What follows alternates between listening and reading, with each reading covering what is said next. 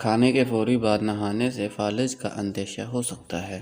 مولی کو رات کے وقت کھانے سے سخت پرہیز کریں کیونکہ اسے ہضم کرنا مشکل ہوتا ہے۔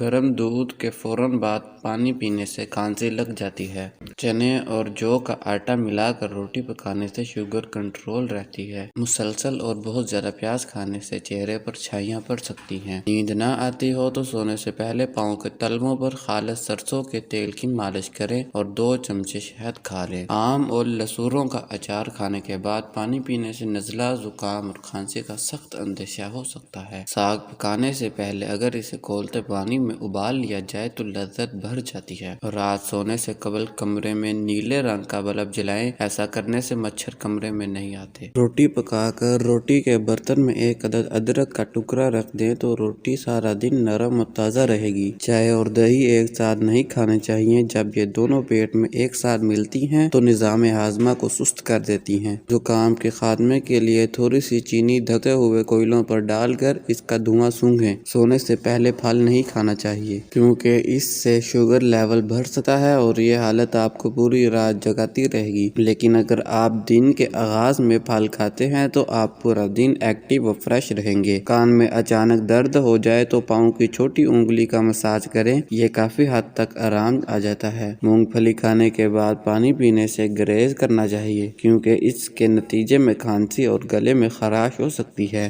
گوشت اور دودھ ایک ساتھ ہرگز استعمال نہ کریں ورنہ نقصان ہو سکتا ہے۔ اگر تھوڑے سے کام سے تھکن ہو جاتی ہے تو منقا یا کشمش استعمال کریں۔ صبح سورج نکلنے سے پہلے 1 چٹکی کچے چاول پھونک لینے سے جگر مضبوط ہوتا ہے۔ کیلے کا شیک بے حد پسند کیا جاتا ہے لیکن طبی تحقیق میں یہ بات سامنے آئی ہے کہ کیلا اور دودھ ایک ساتھ کھانے سے پیٹ خراب ہو سکتا ہے۔ اگر ماہواری کے دنوں میں پیٹ اور ٹانگوں میں درد ہوتا ہے تو نیم کے پتے اور ادرک کا رس ملا کر پینے سے آرام آ جاتا ہے۔ انڈے اور کیلے ایک ساتھ کھانے کی عادت جسم کے لیے نہایت نقصان دہ ثابت ہو سکتی ہے۔ کوئی بھی چیز تلتے ہوئے کڑاہی میں 2 یا 3 بوند لیموں کے رس کی ڈال دیں تو تیل تلی ہوئی چیز میں کم جذب ہوگا۔ بغلوں میں پسینے کی شدت میں کمی کے لیے نہانے کے بعد بغل میں پھٹکری کا 1 ٹکڑا پھیر لیں اور پھر وہاں پانی بہائیں، مسئلہ دور ہو جائے گا۔ بعض اوقات گوشت جلدی پکتا نہیں، اس کے لیے اس میں لہسن کی درمیانی والی 1-2 ڈنڈیاں ہنڈیا میں ڈال دیں، گوشت آسانی سے پک جائے گا۔